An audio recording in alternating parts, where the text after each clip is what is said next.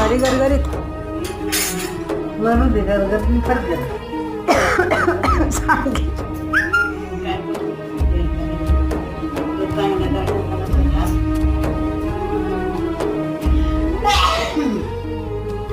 दाखवू दे एक मिनिटं. अगं हाताला चटका लागेल. गोडी मधाची असू दे, स्वतः तू स्वतः.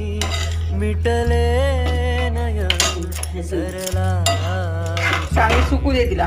घेतली कवेत लाडकी माझी सुगरण